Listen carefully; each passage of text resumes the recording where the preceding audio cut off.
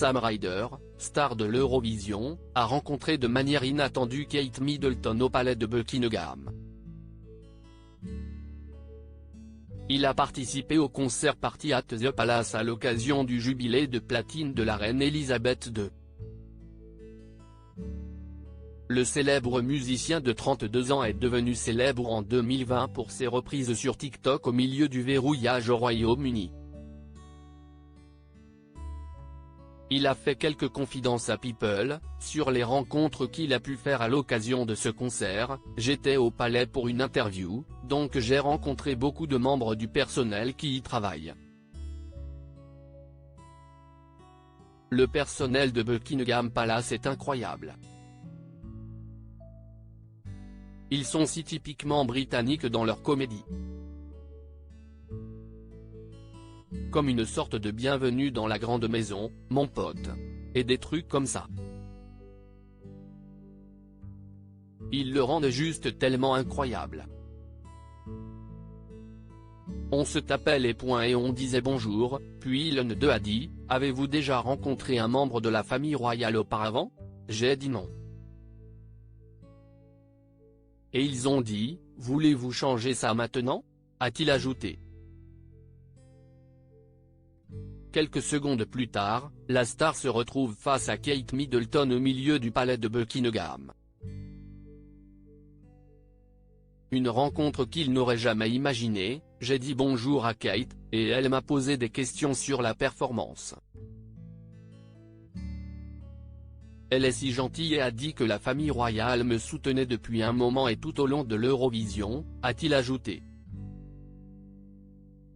Les deux stars ont ensuite été rejoints par la princesse Béatrice. Elle était tellement adorable, encourageante et soutenante. Et juste généreuse avec sa gentillesse. Elle disait juste qu'il appréciait tous la façon dont l'équipe avait géré le voyage de l'Eurovision, et cela signifiait tellement pour nous tous. Ce que je comprends, c'est que beaucoup de membres de la famille royale avaient vu l'Eurovision et soutenaient ma chanson de chez moi, ce qui signifie beaucoup.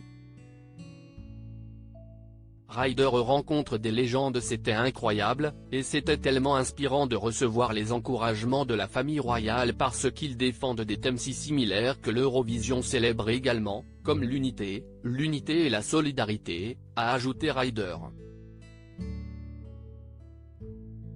Et ce rassemblement de personnes dans un monde qui semble trouver des moyens de nous déconnecter à tout moment, conclut le jeune musicien. Ryder se souviendra toujours de cette soirée, qui lui a permis de rencontrer des légendes absolues.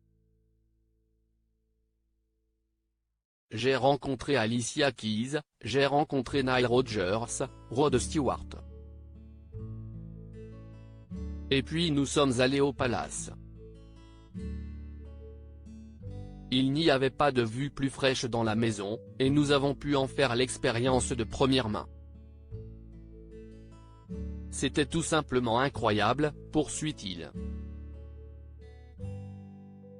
Quelques jours avant que nous ayons une répétition, vous pouvez donc suivre le rythme de la scène et avoir une idée de ce que ce serait. De toute évidence, il n'y a personne.